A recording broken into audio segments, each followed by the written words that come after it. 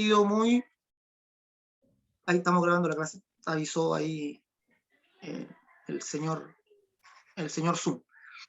Es muy potente el tema de comprender la diferencia entre la ley y el evangelio. Así que pongan atención, ánimo ahí, tomen apuntes y con todo el ánimo vamos a comenzar. Ya oramos al Señor, demos gracias. Ya recuerden que estamos abriendo las escrituras, la palabra espiritual de Dios que tiene que calar en nuestro espíritu, asentarse ahí para la comprensión de la verdad. Vamos a orar con todo nuestro corazón, pidamos al Señor su bendición para esta tarde.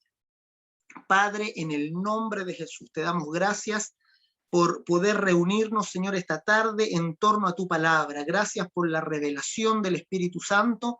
Gracias, Señor, por poder mirar tu escritura, por poder mirar la revelación del Espíritu Santo.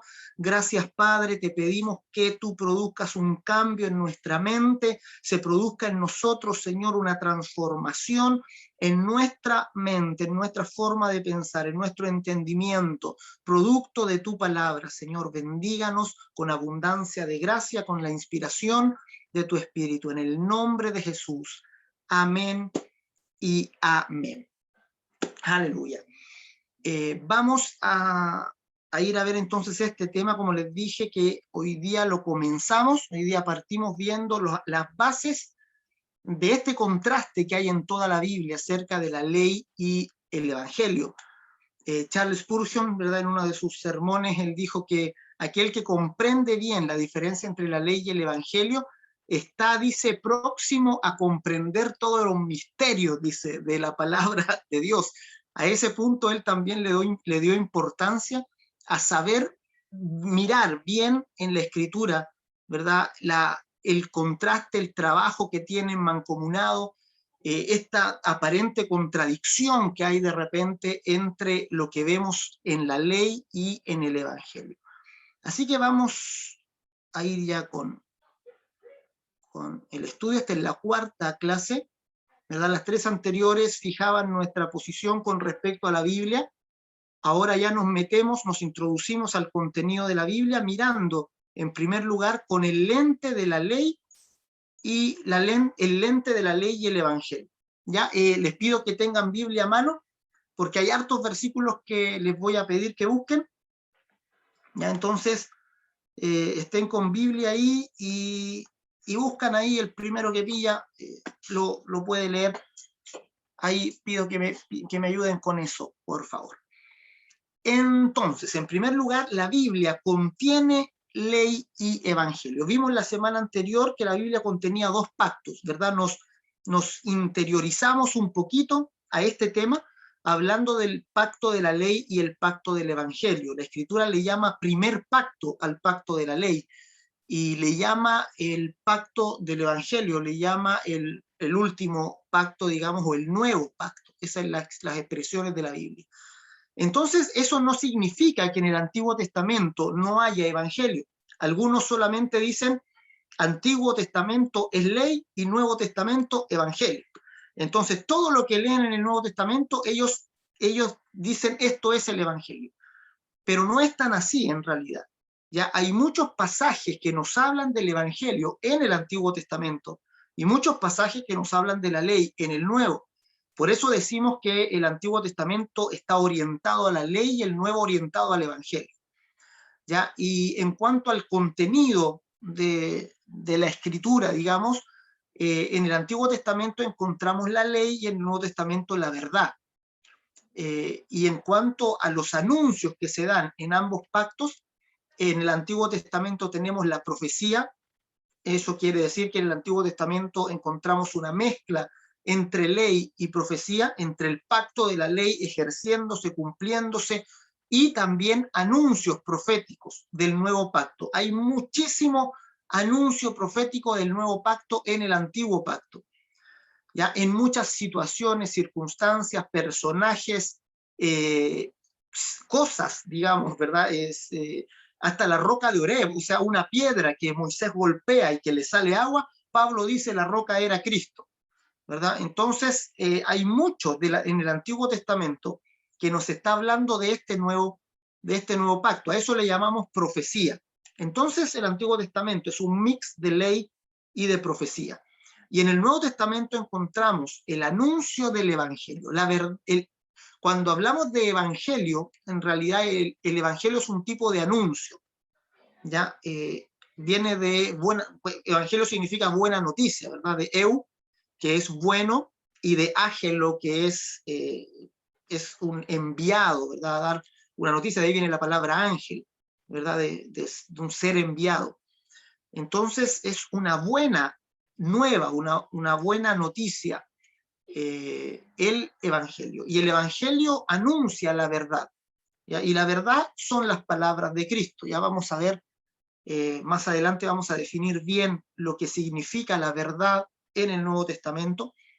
La verdad es la traducción del griego aletheia, ¿ya? Así que no sé, no hay ninguna Alicia aquí, ¿verdad? El nombre Alicia viene del griego para verdad, ¿verdad? Aletheia, que en los textos de Juan tiene un significado muy especial. ¿Ya? Verdad no es cualquier cosa cierta, ¿ya? La verdad tiene ciertas características en la Biblia. Por ejemplo, la verdad les hace libres, ustedes saben, ¿verdad? Que es un texto muy muy utilizado para muchas cosas, ¿verdad? Nosotros decimos la verdad te hace libre refiriéndonos a cualquier tipo de verdad, pero la verdad que te hace libre es la verdad dicha por los labios de Cristo. El Señor Jesús definió muy bien la verdad, orando al Padre en Juan 17 y diciendo, santifícalos en tu verdad, tu palabra es la verdad. Entonces la palabra es, la verdad es la palabra de Dios, y más específicamente, la verdad es la palabra de Dios dicha por medio de Cristo, ya entregada por medio de Cristo. En ese sentido, la ley viene a ser o viene a contener los anuncios de la verdad, las profecías, pero no son en sí la verdad. ¿Ya? La verdad se encuentra dicha por los labios de Cristo en el Nuevo Testamento. Por eso, en el Antiguo Pacto vemos, por ejemplo, que para ser perdonado hay que matar un animal. Pero hoy que conocemos la verdad, no necesitamos matar un animal para ser perdonados, porque entendemos que el sacrificio animal es una figura del sacrificio de Cristo. Todos los elementos del templo, del tabernáculo, todo el ritualismo para acercarse a Dios que contiene la ley, era hasta que viniera la verdad. Una vez que viene la verdad, ya no abrazamos, digamos, el anuncio, sino que nos quedamos con la verdad. Y entendemos que ahora vivimos en un pacto donde la verdad ha sido revelada. Entonces el Evangelio es el anuncio de la verdad dicha por los labios de Cristo, y eso es más o menos el contenido de la Escritura. Entonces la ley y la verdad, o la ley y el Evangelio, están muy bien definidos en la Escritura y trabajan en una dinámica muy constante en la Biblia. Vamos a ver entonces en primer lugar qué es lo que es la ley, o definiendo un poco qué significa, qué es este concepto de ley. En primer lugar, la ley, les vamos a decir, es la conciencia de Dios. O sea, es lo que Dios considera bueno y lo que Dios considera malo, lo que Dios considera correcto y lo que Dios considera incorrecto. En ese sentido, la ley no puede jamás abrogarse, ya no puede jamás pasar, porque no es que Dios ahora envió a Jesús y ahora Dios piensa que matar está bien, por ejemplo, ¿verdad? O ahora Dios piensa que desear la mujer del prójimo, no hay problema, eso está todo correcto, ¿verdad? No es que Dios haya cambiado, ¿verdad? En cuanto a su propio ser como ser moral, digámoslo así, la conciencia de Dios está expresada en la ley.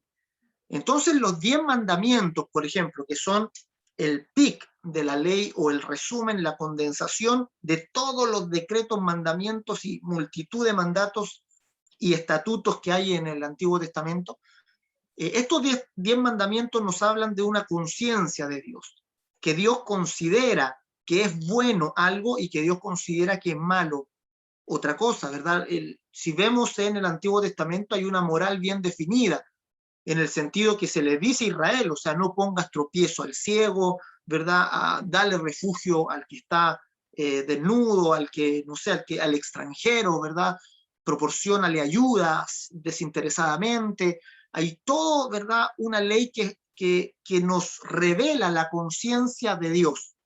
Y Dios nos dice, le dice a su pueblo en el Antiguo Pacto, ustedes intenten comportarse, ¿verdad? Con una dignidad moral semejante a la mía, porque son mi pueblo. Entonces, les hace, no sé, ser considerados, etcétera. Ahí hay una moral muy fuerte en el antiguo pacto con respecto a la ley. Entonces, la ley como conciencia de Dios no es que pase, ¿verdad? No es que quedó atrás. Ya algunos quieren desechar de plano, ¿verdad? Todo el Antiguo Testamento como si ya no tuviera vigencia alguna, como que nos quedamos solo con el Nuevo. Esto ya desde el nacimiento de la Iglesia comenzó a introducirse. Como les dije anteriormente, algunos que fueron tomados como herejes, ¿verdad? Hicieron su propio canon con algunos libros, desecharon todo el Antiguo Testamento, e incluso algunos se atrevió a decir que el Antiguo Testamento era otro Dios y que era un Dios malo, incluso, ¿verdad? Que es el que había creado lo terrenal, y lo terrenal era malo en sí, entonces no podía ser un Dios bueno. Herejías que se han introducido siempre digamos, en la historia de la Iglesia, pero que no reflejan la enseñanza de la Escritura. Hay una continuidad, ¿verdad? El Señor Jesús claramente dijo, mi Padre es, le dijo a los judíos, mi Padre es aquel que ustedes dicen que es su Dios. O sea, aquel que ustedes pretenden conocer, ¿verdad? Es mi Padre. Y a los judíos claramente no les gustaba que se refiriera de esa manera al Dios revelado en la ley. La ley no es mala. Y a veces cuando nos vamos a poner aquí a hablar acerca de la ley, alguno va a pensar, como me dijo una vez un pastor cuando di una exposición de ley y evangelio en el Consejo de Pastores acá, y me dijo, así como tú tienes un concepto muy negativo acerca de la ley, ¿ya? Pero ya vamos a ver por qué se da eso. ¿Ya? Pero la ley no es mala, ¿ya? La ley es buena, santa, justa y espiritual. ¿Ya? La ley contiene un estándar que está mucho más allá de lo que un ser humano caído puede lograr. La ley es extremadamente buena y su moralidad es perfecta, ¿verdad? Fíjate que la ley, puesta al punto donde la puso Jesús, es tremenda. Él dijo, está escrito, ¿verdad? No matarán, pero yo les digo que ese mandamiento significa que el que se enoje contra su hermano es culpable de juicio. ¿Cuántos se han enojado contra el hermano aquí? A ver, no vamos a hacer un juicio público, ¿verdad? Pero cuando el Señor dijo, el que se enoja contra su hermano es culpable de juicio, todos se quedaron callados, ¿verdad? O sea, contra eso, ¿qué podemos hacer? Cuando Él dijo, está escrito, no cometerán adulterio, pero yo le digo que el que mira a una mujer para codiciarla en su corazón, ya adulteró con ella. Entonces, eso hizo enrojecer seguramente a todos los hombres que estaban ahí, ¿verdad? Porque todos se sintieron acusados por la ley, por lo que Jesús estaba diciendo. Los fariseos eran aquellos que querían desembarazarse del juicio de la ley. A ellos la ley no los condenaba, según ellos, pero Jesús dejó claro que también los condenaba a ellos. Entonces, la ley es un parámetro muy alto de justicia, de santidad, ¿verdad? Que refleja esta santidad de Dios. Romanos 7, a ver, vamos a ir leyendo los versos, así que tomen su Biblia, aquí hay una serie de versos, busquen alguno de estos y ténganlos ahí preparados. Romanos 7:12, el primero. A ver, cualquiera que lo tenga, active su micrófono nomás y lo comparte con de manera que la ley a la verdad es santa y el mandamiento santo, justo y bueno. ¿Verdad? Maravilloso, ¿verdad? Ahora léete el verso siguiente porque hay un pero terrible. Luego lo que es bueno vino a ser muerte para mí, en ninguna manera, sino que el pecado, para mostrarse pecado, produjo en mí la muerte por medio de lo que es bueno, a fin de que por el mandamiento el pecado llegase a ser sobremanera pecaminoso. O sea, la ley es buena, pero hubo un problema. El problema es el pecado que hay en mí, dice Pablo. El pecado, ¿verdad?, tomó ocasión del mandamiento y produjo en mí la muerte. Eso está diciendo. ¿Ya? Entonces ahí vemos un problema con algo que es muy bueno que Dios nos dio, pero que terminó en nuestra muerte por causa de nuestro pecado. La ley fue entregada como pacto. ¿Ya? Y eso es muy importante de entender. Romanos 10:5, a ver si alguien lo tiene.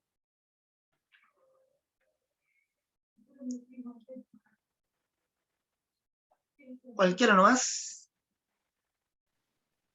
Porque la justicia que es por la ley de Moisés escribe así: el hombre que haga estas cosas vivirá por ellas. ¿Verdad? Pablo dice, la ley que es, o sea, la justicia que es por la ley de Moisés dice así, o escribe así, de esta manera. O sea, aquí condensamos lo que es el pacto de la ley. El que haga estas cosas vivirá por ellas. O sea, eso es un resumen maravilloso del pacto de la ley. ¿Verdad? O sea, el que haga esto va a vivir. Y claramente, el que no lo haga, ¿qué pasa? Muere, ¿verdad? O sea, este es el pacto de la ley. Por eso decimos, el pacto de la ley es un pacto de obras. Es un pacto que exige de nosotros obediencia a ciertas normas y es una obediencia bastante estricta, ¿ya? Al punto de que el apóstol Pablo dice en Gálatas, el que rompe un mandamiento los ha roto todos. ¿Ya? Entonces, es un tipo de exigencia al 100%, ¿ya? Según la mirada de Pablo y la propia mirada de Jesús también. Entonces, aquí entendemos y vamos a ir allanando el camino, el pacto de la ley fue dado no para que el hombre viviera, ya como podríamos pensar, el pacto de la ley fue dado para condenar. Es el propósito por el cual fue dado. Romanos 3:19, a ver si alguien lo tiene. Amén. Pero sabemos que todo lo que la ley dice, lo dice a los que están bajo la ley, para que toda boca se cierre y todo el mundo quede bajo el juicio de Dios. Sabemos que lo que la ley dice, lo dice a los que están bajo la ley. Esta es una expresión paulina característica, estar bajo la ley o estar bajo la gracia. Los que están bajo el paraguas de la ley, ¿verdad? Dice que la ley le fue dada para que toda boca se cierre. ¿Ya? Es decir, como para dejar sin argumento, sin defensa a los que están bajo la ley. Y que todo el mundo quede bajo el juicio de Dios. O sea, el propósito de la ley es que todo el mundo quede en una situación de condenación, quede bajo el juicio. Y por eso algunos dicen, no, que tenemos una mirada negativa, ¿verdad? Pero es que es lo que Pablo expresa, ¿verdad? La ley produjo en mí la muerte. Es más, vamos a ver otros versos después, en 2 de Corintios le llama el ministerio de muerte. ¿Ya? Le llama el ministerio de muerte grabado con letra en piedra, o sea, refiriéndose a los 10 mandamientos. Ya son palabras muy fuertes para referirse, ¿verdad?, a una ley que para los judíos era totalmente santa, y por eso vemos que perseguían a Pablo al punto de decir, no es, como era que decían los judíos, hay una expresión, decían, no es conveniente que este hombre viva. Fíjense lo que llegaron a decir del apóstol Pablo. ¿Por qué? Porque los que amaban la ley veían que Pablo hablaba en contra de la ley. Pero vamos a ver que Pablo tenía una correcta visión de la ley como aquella que fue dada para condenar, aquella que fue dada para juzgar en primer lugar. Y esto se expresa claramente, ¿verdad? Se evidencia en que nadie fue justificado mediante el pacto de la ley. Romanos 3:20, verso siguiente al que leímos recién.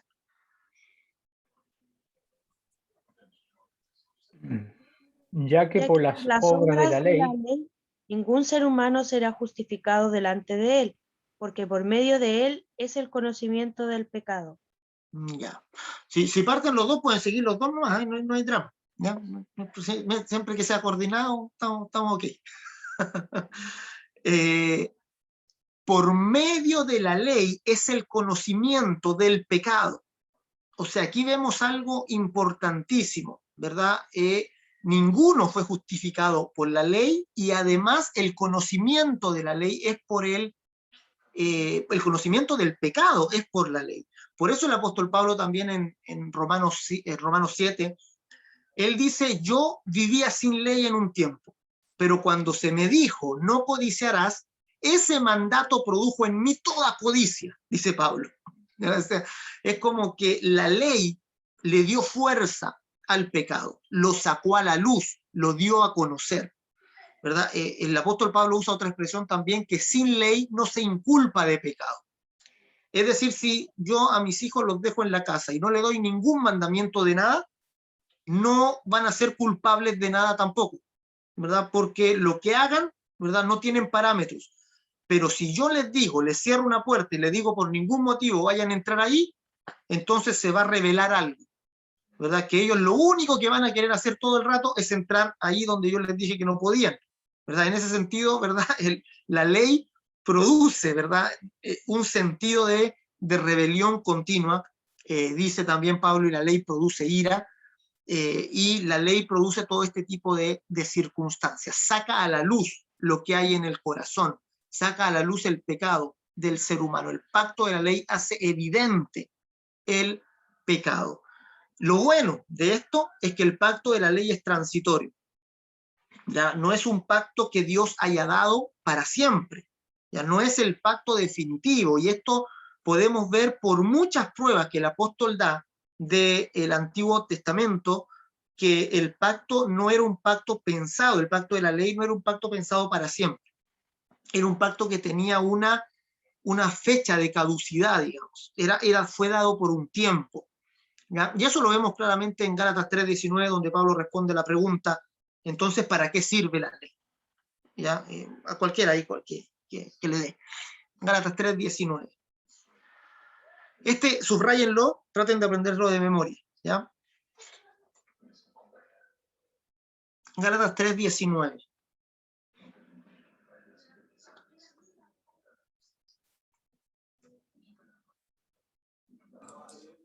¿Cualquiera nomás? Entonces, ¿para qué sirve la ley? Fue añadida a causa de las transgresiones hasta que viniese la simiente a quien fue hecha la promesa, y fue ordenada por medio de ángeles en manos de un mediador. Ya, este versículo, como les digo, subrayenlo, colóquenlo ahí en un cuadrito, échenle brillitos los que tengan brillito, hagan algo con ese versículo, ¿ya? Pero traten de aprendérselo porque es muy importante. Pablo está hablando acerca del Evangelio, ¿ya? Romanos y Gálatas son donde Pablo expresa con mayor fuerza lo que el Evangelio significa. Y Pablo entonces, cuando predica el Evangelio, da la sensación de que la ley ya no sirve para nada. Entonces, Pablo hacía siempre esto, como que él cuando predicaba, pensaba en la pregunta que iban a tener sus oyentes, y se adelantaba, y él mismo preguntaba, ¿verdad? Entonces, por eso, después de Romanos 5, cuando él predica en la relación entre Jesús y Adán, primer Adán y el segundo Adán, parte Romanos 6 diciendo, ¿verdad? Entonces perseveraremos, ¿verdad? En el pecado para que la gracia abunde. O sea, él se adelanta a lo que están pensando, él sabe lo que están pensando sus interlocutores y él mismo responde a esas preguntas. Entonces aquí también, él sabe que los que estén escuchando su mensaje van a preguntar, entonces, ¿para qué sirve la ley? Entonces, ¿para qué se dio la ley? ¿Verdad? Si el Evangelio es la solución a todo, ¿verdad? Entonces, ahora, ¿para qué la ley? Y Pablo mismo responde, él dice, entonces, ¿para qué sirve la ley? Fue añadida a causa de las transgresiones, o sea, fue dada a causa del pecado. Si no hubiese habido pecado en Edén, no necesitaríamos la ley. No hubiese sido necesario introducir el pacto de la ley. ¿Para qué sirve la ley? Fue introducida, fue agregada a causa del pecado, a causa de las transgresiones. ¿Hasta qué? Fíjense, ese hasta qué le da un punto de término. Hasta que viniese la simiente a quien fue hecha la promesa. Está hablando de la promesa de Abraham, que en tu simiente serán benditas todas las familias de la tierra. hasta que viniese la simiente a quien fue hecha la promesa. Y otra cosa importante de la ley que vamos a ver próxima semana, fue ordenada por manos de ángeles en manos de un mediador. O sea, Dios no entrega directamente la ley, sino que la entrega mediante ángeles. Ya utiliza mediadores para entregar la ley. Ya no la da directamente, como en el caso del Evangelio. ¿Ya? Es un pacto, ¿verdad? Transitorio, hasta que viniese la simiente a quien fue hecha la promesa. Cuando viene la simiente, entonces la verdad se revela y todo el pacto de sombra queda abolido por otro pacto, por un nuevo pacto. Ojo que queda abolido el pacto, como les dije, porque la ley, entendiéndola como la conciencia de Dios, no puede jamás abolirse. ¿Ya? Para Dios todavía sigue siendo malo robar, mentir, adulterar, todo eso todavía para Dios es igual que en el antiguo pacto, ¿verdad? Eso no cambia, Dios no cambió su conciencia, Dios no ha cambiado su moralidad en ese sentido. Lo que cambia es el pacto, la forma de acercarnos, la naturaleza del pacto, y lo vamos a tratar de ver con detalle. Y lo último, que la ley contiene sombras y parábolas. Ya hay textos para que después lo revisen, Colosenses 2:17, Hebreos 8:5, 10:1, donde se dice que la ley contiene la sombra de las realidades presentes, ya no las realidades mismas, dice Hebreos, sino la sombra de lo que hoy día estamos viviendo. Entonces, ese es un paneo general ya para hablar acerca del pacto de la ley, las cosas más importantes ahí como puestas punto por punto. Concluimos entonces, damos una definición de la ley, esto también traten de aprendérselo, ¿ya? Apréndanse de memoria Gálatas 3:19, y la definición y el propósito de la ley. La definición de la ley es la siguiente: no hay justo ni aun uno. ¿Ya? Esto es lo que la ley concluye, y es la conclusión del apóstol Pablo de los primeros 2 capítulos de Romanos. En Romanos 1, Pablo acusa a los gentiles, en Romanos 2 acusa a los judíos, y en Romanos 3 concluye diciendo: no hay justo ni aún uno. No hay quien busque a Dios, no hay quien haga lo bueno. Y ahí sigue, ¿verdad? La expresión: veneno de áspides hay en sus gargantas, etc. No hay justo ni aún uno. Esa es la definición de la ley. Y el propósito de la ley: juzgar, condenar, y algo que es muy importante, mostrar la justicia de Dios. En la ley vemos la justicia de Dios, la vemos, ¿verdad? Somos testigos de esa justicia, somos testigos de cómo Dios es justo, y como Dios es justo, castiga cuando hay que castigar y salva cuando hay que salvar, ¿verdad? Vemos a un Dios que tiene misericordia, que muchas veces el pueblo de Israel debía haber sido destruido y no fue destruido, pero vemos a un Dios que cuando tiene que castigar no le tiembla la mano, ¿verdad? Eso es justicia. Vemos la justicia de Dios implacable en el Antiguo Testamento, una justicia que nos hace temblar a nosotros, y nos hace temblar porque nosotros no somos justos. ¿Ya? Y ese es el gran problema, ¿verdad? Que si yo digo que Dios es justo, es una verdad terrible. ¿Ya? Es por ahí un predicador dijo, ¿verdad?, que la verdad más temible de todo el Evangelio es que Dios era justo. Porque si Dios es justo, no me debería dejar entrar, ¿verdad?, y estar a su lado. La ley muestra la justicia de Dios, ya muestra su santidad. ¿Se acuerdan cuando se da la ley en Monte Sinaí? ¿Ya? Es un evento muy importante, Éxodo 20. Ya cuando el pueblo va a los pies del Sinaí, y el Sinaí arde en llamas, hay nubes, relámpagos, fuego, dice que hasta el mismo Moisés estaba temblando de miedo. Se pone una cerca y se dice: el que traspase esta cerca será muerto irremisiblemente, sea hombre, animal, cualquiera que traspase la cerca va a ser muerto. Y el único que puede ir es Moisés, quien se pierde en la nube, en la oscuridad. Dice en el pasaje de Éxodo, dice: en la oscuridad donde Dios estaba. O sea, Dios estaba como oculto entre tinieblas, ¿verdad? En oscuridad sobre el monte.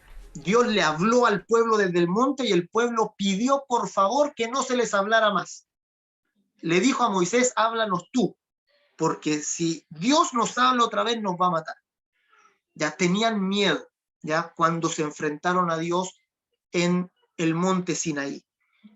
Y el pacto es un pacto tan terrible que cuando Moisés baja del monte, vemos que el pueblo abajo se descontroló, hizo un becerro de oro, dijo, este es el Dios que los sacó de Egipto, por ahí se convencieron a Aarón, que no tenía mucha experiencia en esto, se dejó llevar por lo que pedía el pueblo y es muy chistoso lo que le dice Aarón a Moisés después, ¿verdad? Dice, no sé, yo metí el oro aquí y salió este becerro, así como si el becerro se hubiera hecho solo, ¿verdad? Cuando Moisés mismo lo labró. Y Moisés baja, estaban adorando un becerro, Moisés tira las tablas de rabia, las rompe, por enojón tiene que volver a subir después y hacerlas de nuevo, y mueren en aquella oportunidad 3.000 israelitas.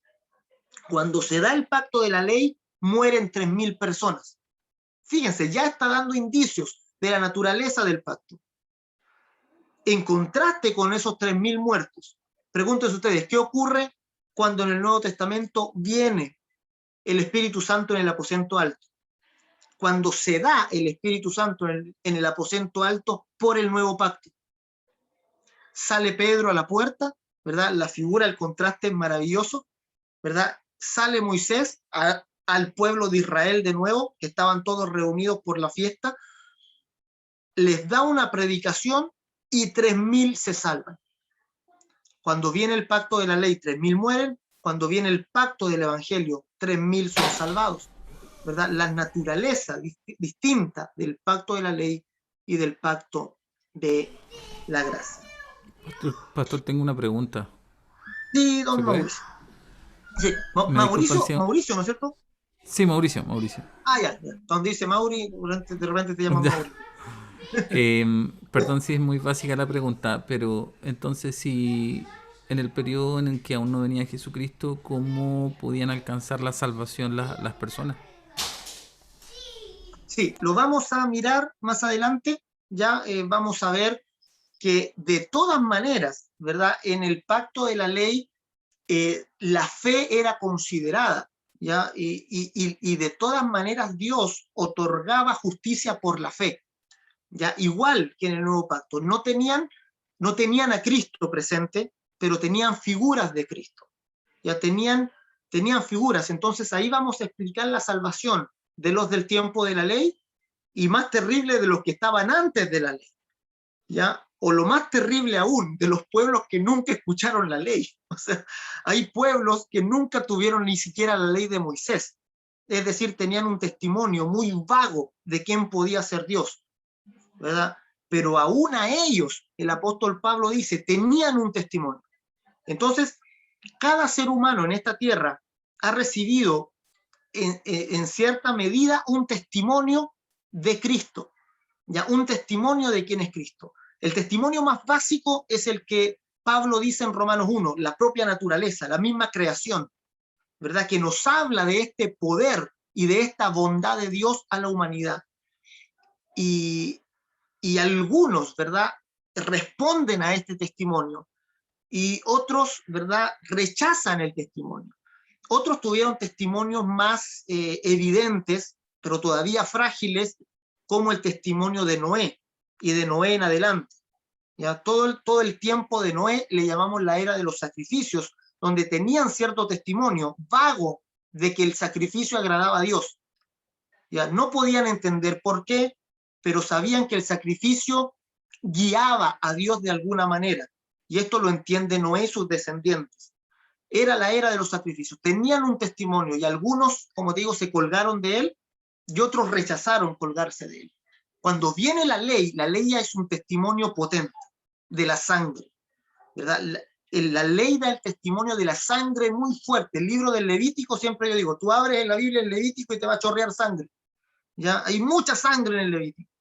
Entonces es un testimonio de la sangre. Los que se aferraron a esa sangre, los que creyeron en los sacrificios como expiación, recibieron el testimonio de Cristo. ¿Ya? Yo lo veo así, lo veo como que se agarraron de una cañería que estaba seca. ¿Ya? Entonces imagínate tú que la cañería de la salvación estaba tirada para los hombres antes de Cristo, Algunos se colgaron, pero no recibían vida inmediatamente. O sea, se colgaban, pero la cañería estaba seca aún. ¿Ya? Entonces, hay muchos colgados a la cañería en el Antiguo Testamento. ¿Ya? Muchos colgados, pero, o sea, como conectados a la cañería. Cuando Cristo viene, cuando Cristo muere y resucita, ¿verdad? Él nos da esa agua y esa agua llena la cañería al pasado y al futuro. Ya se llenó la cañería y eso dio vida a todos los que se aferraron al testimonio de Cristo en el Antiguo Pacto. Todos los que estaban agarrados a la cañería recibieron vida cuando Cristo muere y resucita por ellos también. ¿Ya? Nosotros estamos en mejor pie, porque hoy día un pecador cree y al instante, ¿verdad?, recibe la vida de Dios, porque la cañería ya está llena, ¿verdad? Entonces nosotros ahora ya tenemos la cañería llena de vida, ¿verdad? El pecador viene, se agarra a la cañería y recibe vida eterna en el momento. Lo del Antiguo Pacto no fue en el momento, ¿verdad? Pero tuvieron que esperar que viniera Cristo y de todas maneras son salvados por él. Ya, entonces, más o menos así, pero vamos a verlo con detalle ya más adelante. Ya vamos a ver ahí las distintas eras después que hay. Entonces, juzgar, condenar, mostrar la justicia de Dios. Para nada básica la pregunta que hizo Mauri, ya no, se disculpó por lo básico de la pregunta, ¿verdad? Pero es bastante profunda y verdad, da para mucho. Gracias por la respuesta, pastor. El Evangelio. Vamos a ver el Evangelio. Aquí también quiero que me ayuden con los versículos rápidamente. Primero, la verdad es la voluntad de Dios. Efesios 1:5. A ver, cualquiera que lo tenga. Efesios 1:5.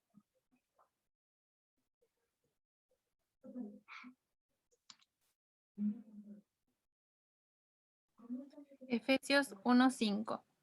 Dios decidió de antemano adoptarnos como miembro de su familia al acercarnos a sí mismo por medio de Jesucristo. Eso es precisamente lo que Él quería hacer y le dio gran gusto hacerlo. ¿Verdad? Era lo que Él quería.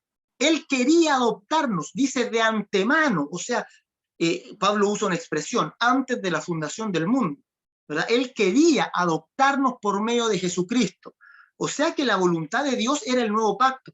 ¿Ya? Y después vamos a ver que el nuevo pacto es más antiguo que el antiguo pacto, ¿ya? Porque el nuevo pacto es el deseo del corazón de Dios antes de hacer la creación, ya antes de los tiempos, ya antes de que el tiempo comenzara. Dios tenía esta intención de adoptarnos por medio de Jesucristo. La verdad, por eso dice después, es predestinada por Dios. Apocalipsis 13:8. A ver, vamos a ver ahí también donde aparece la expresión antes de la fundación del mundo.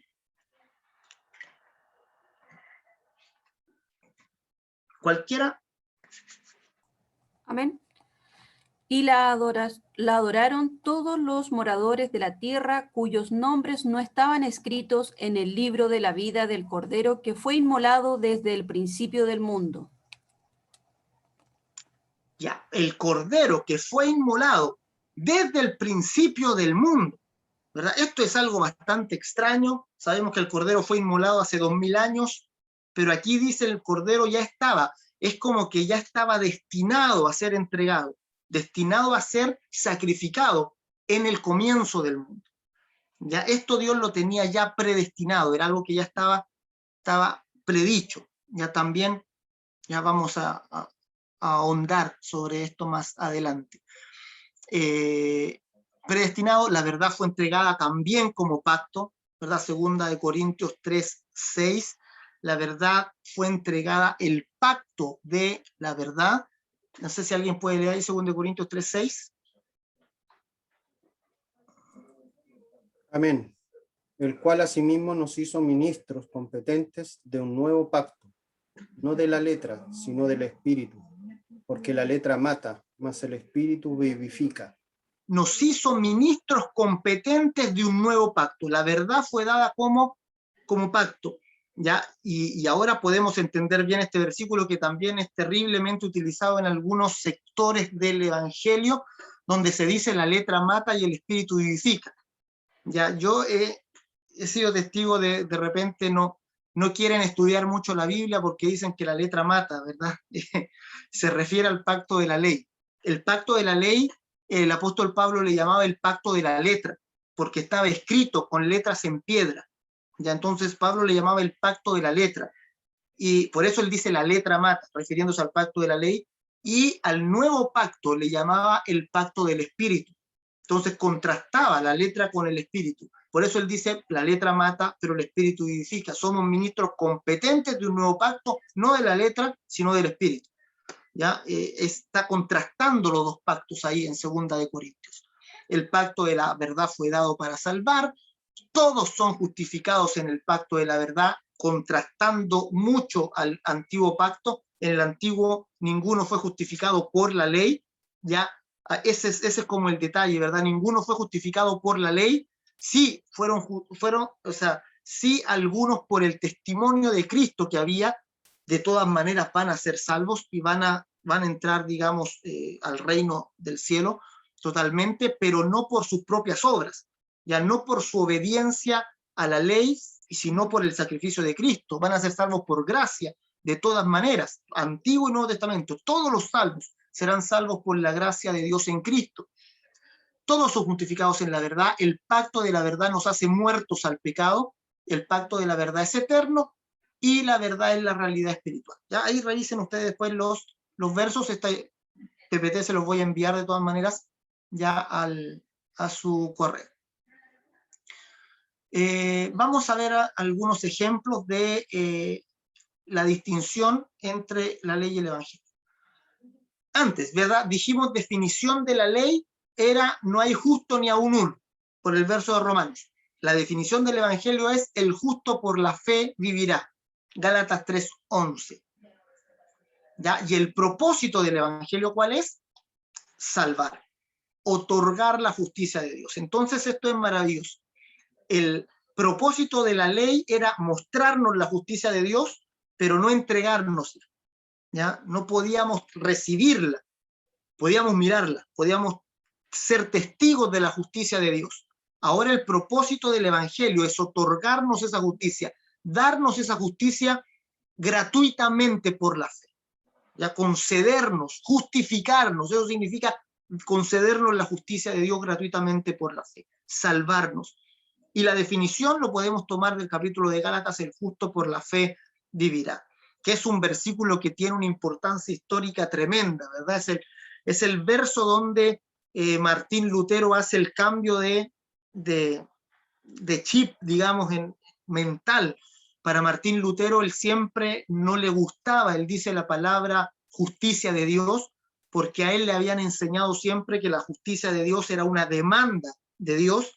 Entonces, en el fondo del corazón, Lutero veía a Dios como un ser cruel, que demandaba mucho de los seres humanos, demandaba justicia. Él veía a los pobres campesinos en su pobreza esforzarse por cumplir la ley, y Martín Lutero decía, y más encima Dios los castiga, les añade cargas, hasta que Martín Lutero entiende este verso, que también aparece en Romanos, y entiende que el justo por la fe vivirá. O sea, el justo no es justo por sus obras justas, el justo es justo por su fe. ¿Ya? La fe produce justicia, la fe justifica, y Lutero entiende que la justicia no es algo que Dios demanda, sino algo que Dios está dando, algo que Dios está regalando por la fe. Y esto cambia completamente la visión de Lutero con respecto a Dios, y se da cuenta de la gran crueldad que está cometiendo la iglesia en contra de las personas, cobrándoles por indulgencias, ¿verdad? Trayendo sobre ellos mandatos que la Escritura no daba, y es así como él formula las 95 tesis y las clava, ¿verdad?, ese día histórico donde se produce y comienza una reforma, que es la reforma más profunda que la iglesia ha tenido, ¿verdad?, en el siglo XVI. El justo por la fe vivirá.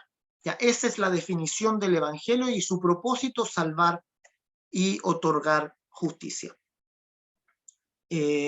Vamos a ver algunos ejemplos.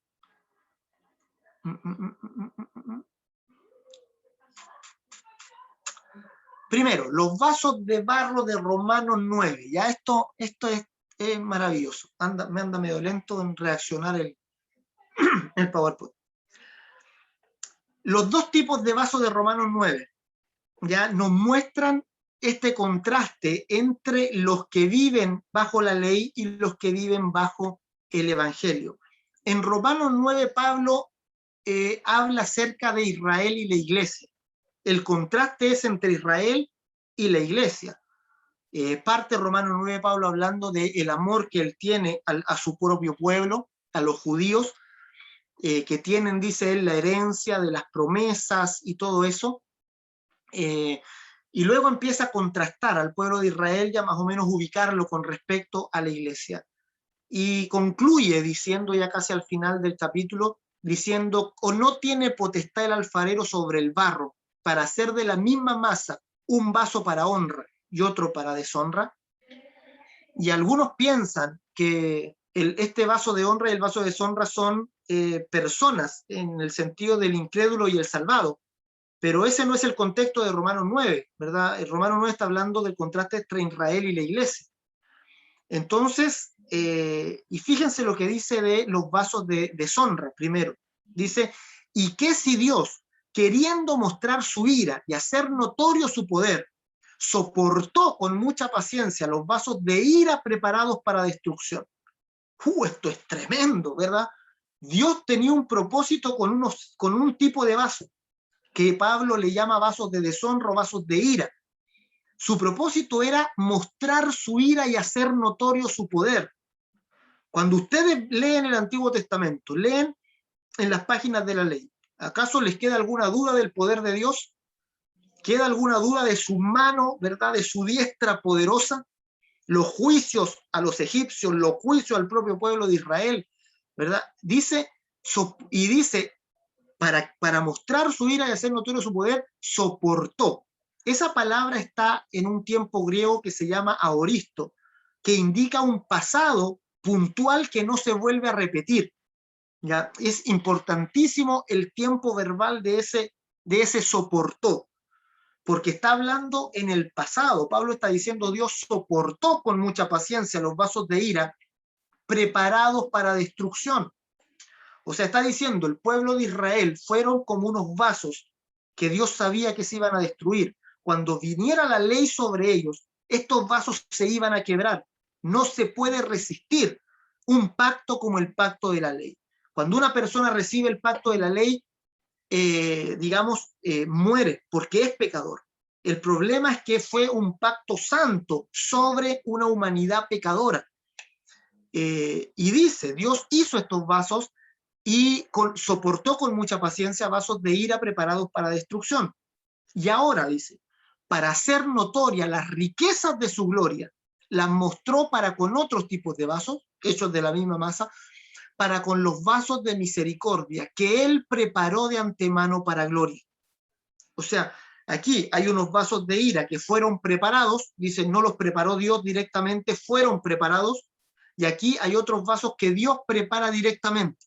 Él preparó de antemano para gloria, a los cuales también ha llamado. Y aquí identifica inmediatamente estos vasos de gloria como a nosotros. Dice, esto es a nosotros, no solo de los judíos, sino también de los gentiles. Entonces, Pablo está diciendo, el pueblo de Israel bajo la ley fueron como un tipo de vaso de ira preparados para destrucción. Dios sabía que al entregarles la ley, los iba a condenar por ese pacto de la ley. Y por eso, no solo les da la ley, sino también les da todo un sistema sacrificial para darles el testimonio de Jesús.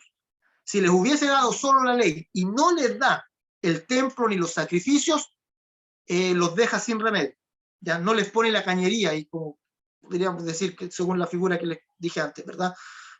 Si les da solo la ley, los mata completamente. Por eso les da la ley y además les da una solución temporal, que es la muerte de los animales, ¿verdad? Si pecaste, rompiste la ley, ya, dale, lleva un cordero al templo, que lo degollen y que muera por ti.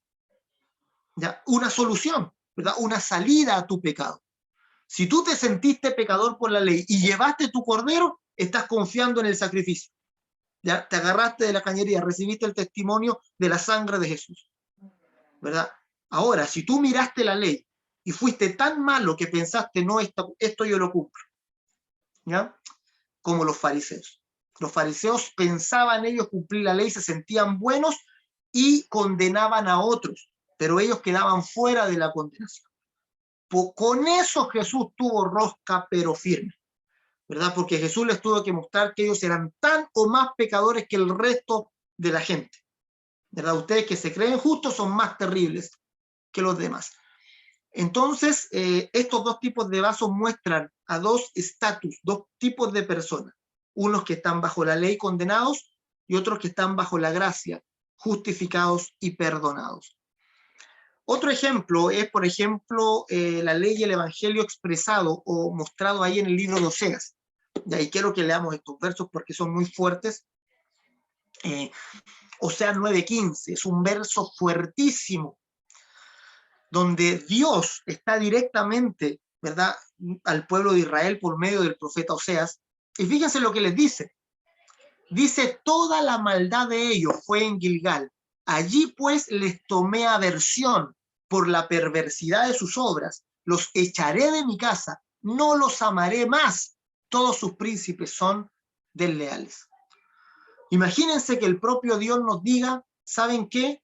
Les tomé aversión y no los amaré más. Terrible, ¿verdad? ¿Quién podría dormir después de eso? ¿Verdad? Si Dios mismo te dice, o sea, si tu cónyuge te dice eso, ya es terrible, ¿verdad? Sí. Ahora que te lo diga Dios, ya, no sé, no hay salida, ¿verdad? No, parece no haber solución a esto. Les tomé aversión. Eso significa, en otras palabras, es como que me causaron repulsión. Entonces, esto es el hombre bajo la ley. Esto que está en rojo, aquí estas palabras que están en rojo, muestran la posición de Dios frente al hombre bajo la ley. El hombre bajo la ley se manifiesta tanto su maldad que a Dios no le queda otra que tomar aversión por esa maldad.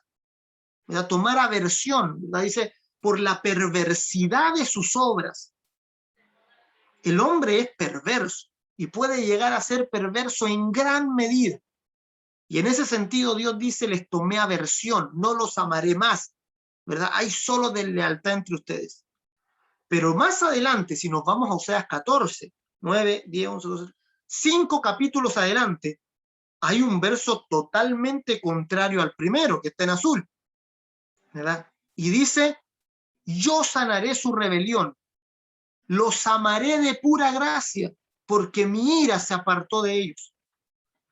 O sea, de pronto estaba Dios diciéndole, ya no los amaré más, les tomé aversión, y terminando el libro cambia completamente Dios sus palabras, y ahora está diciendo, los voy a amar de pura gracia. O sea, no es que ustedes se lo vayan a merecer, los voy a amar de pura gracia, porque mi ira se apartó de ustedes. Y entre medio, ¿qué pasó?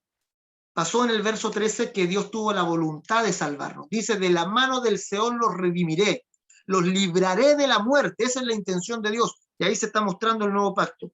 Oh muerte, yo seré tu muerte y seré tu destrucción. Oh Seol, la compasión será escondida de mi vista. ¿Verdad? Es como si Dios mirara a la humanidad caída, ¿verdad? Viera todo el pecado de ella por la ley, ¿verdad? Y en un momento toda la ira de Dios se descarga, pero no sobre los seres humanos pecadores, se descarga contra el pecado en particular, ¿verdad? Pero se aparta esa ira del ser humano. ¿Cómo ocurre eso? Ocurre que Dios mandó a su propio Hijo para que Él cargara un solo ser, una persona, un ser santo, cargara el pecado de toda la humanidad y sobre Él descargó su ira. Por eso dice, los amaré de pura gracia porque mi ira se apartó de ellos. Entonces cuando nosotros decimos, menos mal, la ira de Dios se apartó de nosotros, ¿ya? Pero lo importante es saber hacia dónde se apartó. Se apartó hacia el cuerpo inocente de Cristo clavado en la cruz. Ahí fue a parar la ira de Dios. La ira de Dios se apartó porque cayó totalmente sobre el cuerpo de el único santo, el único ser humano que no debía ser castigado. Pagó el precio por los pecadores. Eso es maravilloso, ¿verdad?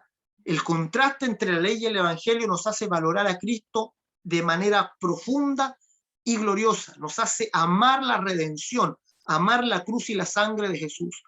¿Ya? Cuando comprendemos bien la profundidad de la ley y la profundidad del Evangelio. Entonces hay un resumen aquí del estatus de las personas en ambos pactos. Las personas bajo la ley eran siervos de Dios, no tenían el estatus de hijos, eran esclavos, no poseían herencia, están muertos en Adán y son vasos de ira. Pero la persona bajo la verdad es hijo de Dios, es libre, es heredero. La Escritura le llama coheredero juntamente con Cristo, dice Pablo. Vive en Cristo y son vasos de gloria, de acuerdo a Romanos 9, lo que vimos anteriormente. Entonces hay una gran diferencia entre una persona viviendo bajo la ley y una persona viviendo bajo la gracia. Bajo la ley, el pecado se va a, según las expresiones de Pablo, el pecado nos va a dominar completamente, se va a enseñorear de nosotros. Pero si nos mantenemos bajo la gracia, el apóstol Pablo dice, el pecado ya no se enseñoreará de vosotros, pues no estáis bajo la ley, sino bajo la gracia. En la gracia el pecado pierde fuerza, ¿ya? El pecado pierde poder. ¿Ya? Y aquí es donde yo les hago un llamado a no equivocarse, porque de repente muchos piensan que el evangelio sirve solo para salvar, ¿ya? Es decir, para los salvos, pero de ahí en adelante, en la vida cristiana, para que este hombre se reforme, ¿ya? O se santifique, es necesario meter la ley. Entonces, en muchas congregaciones existe este sistema así como que se mezcla un poco, los salvo con el evangelio, pero luego los disipulo con la ley, ¿ya? Y eso es un error, pero terrible, ¿ya? Porque es salvarlo por la gracia de Cristo y luego volverlo a un sistema que lo va a oprimir al punto que lo va a secar espiritualmente. La salvación se produce por el evangelio y luego la santificación se sigue produciendo por el evangelio, se sigue produciendo por la gracia de Dios. En la gracia de Dios el pecado pierde fuerza, pierde poder, ya no se enseñorea de nosotros. Si ahora queremos volver a la ley y agradar a Dios por medio de nuestras obras, el pecado va a retornar, va a sacar las garras, ahí el pecado está vivo. Ahí el pecado se enseñorea de nosotros y no podemos hacerle frente bajo ninguna circunstancia. ¿Ya? Ahí van a tener después todos los versos para verlo. Entonces hay una relación maravillosa entre la ley y el evangelio, dado ahí en Gálatas 3, 24, 25, de manera que la ley ha sido nuestro ayo para llevarnos a Cristo, a fin de que fuésemos justificados por la fe. Pero venida la fe, ya no estamos bajo ayo. ¿Ya? Entonces debemos comprender profundamente la ley y el evangelio.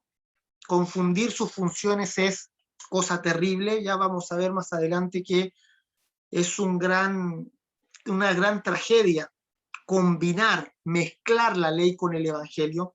Debemos tenerlos a los dos ahí en estado puro. La ley, ¿verdad?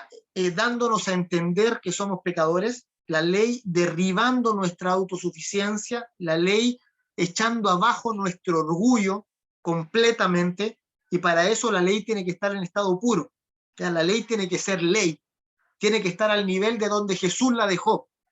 Es decir, no solo eres pecador porque matas a otra persona, eres pecador cuando te enojas con tu hermano. Ahí eres culpable de juicio.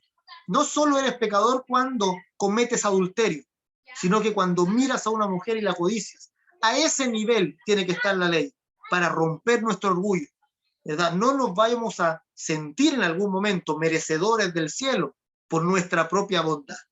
Ahí se acabó nuestra vida espiritual. En el momento en que nos sentimos buenos y merecedores del cielo, vamos a empezar a condenar a otros, vamos a empezar a mirar en menos a otros. Ahí se acabó la vida espiritual. Ahí nos secamos, ahí mezclamos la ley y el evangelio. La ley tiene que estar firme para condenarnos, ¿verdad? Y derribar nuestra autosuficiencia, hacer que nos aferremos a la cruz de Cristo, que el sacrificio de Cristo sea nuestra única esperanza, que no haya otra. La ley rompe toda otra esperanza, echa abajo toda otra esperanza que no sea la cruz de Cristo. Por eso el Evangelio también tiene que estar en su estado puro, para darnos la esperanza que el sacrificio de Cristo sí nos perdona. Que no importa la profundidad de nuestro pecado, Cristo murió por nosotros, llevó toda condenación, y que Él sí puede salvarnos, y es efectivo para salvarnos y llevarnos a su reino. La sangre de Cristo es poderosa para salvar, más poderosa de lo que pudiéramos imaginar. Así que, mis amados, tengamos presente la ley por un lado, el Evangelio por otro, que ambos cumplan su función porque ambos nos llevan a Cristo. La ley y el Evangelio son como las dos manos de un mismo Padre, con las dos obra nuestra salvación, con las dos nos guía hacia su Hijo, para que en Él encontremos la salvación. La ley ha sido nuestro ayo, dice Pablo, para guiarnos a Cristo, para llevarnos a Cristo, a fin de que seamos justificados por la fe. Pero venida la fe, ya no estamos bajo ayo. Entonces les dice, sean libres, les dice a los judíos, ¿verdad? Sean libres. Una vez estamos bajo la fe, ya no estamos bajo la guía, bajo el ayo. Eso es, mis amados. Tengan presente esta introducción que hemos hecho ya a la ley y al Evangelio. Vuelvan a darle vuelta a todo esto, ya piénsenlo, medítenlo, vean cómo la ley afecta a su corazón, ¿verdad? Posicionándolos correctamente, ¿ya? Y cómo el Evangelio los salva. ¿Ya? Es maravilloso esta sinergia que se produce, ¿verdad? Esta dinámica entre la ley y el Evangelio en toda la Escritura. Estos son lentes para ver la Biblia. Podemos ver este contraste entre la ley y el Evangelio desde Génesis hasta Apocalipsis, obrando juntos, con un solo fin, con una sola meta: salvar el alma del ser humano. No sé si queda alguna duda, pregunta, consulta que hacer. Como les digo, este es el tema introductorio a esto de la ley y el Evangelio. Próxima semana vamos a ver la mediación de la ley y el Evangelio, cómo nos llega. Son canales distintos, ¿ya? Es como viene de la misma fuente, pero el efecto es diferente para el que la recibe. Y próxima clase, después de esa, vamos a ver la autoridad de la ley y del Evangelio. Y ahí terminamos. También son 3 clases para que nos quede un poco más claro el tema de la ley y del Evangelio. Si hay preguntas, amados, dudas, consultas, inquietudes. Un saludo a los que no saludé al principio, ¿verdad? Mi hermana Elizabeth, que está ahí, el Señor la bendiga.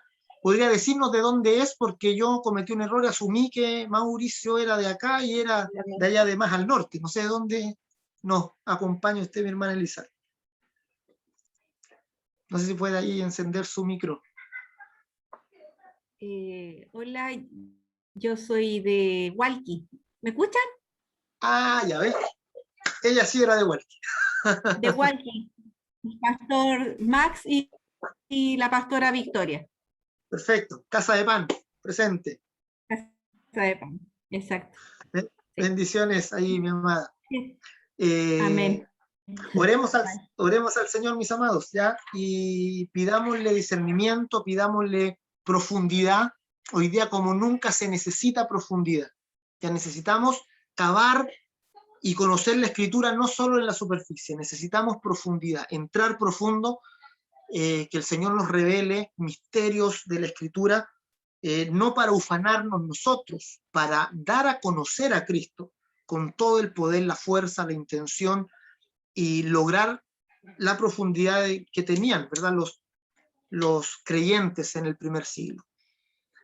Oremos al Señor y demos gracias por su bendición. Padre, te bendecimos, Señor. Pedimos que tu gracia nos cubra, que este nuevo pacto, Señor, que ha salvado nuestras almas, pueda inspirarnos totalmente, Señor, completamente. Padre, que esté presente, Señor, en nosotros la conciencia de que fuimos salvados no por nuestras obras de justicia.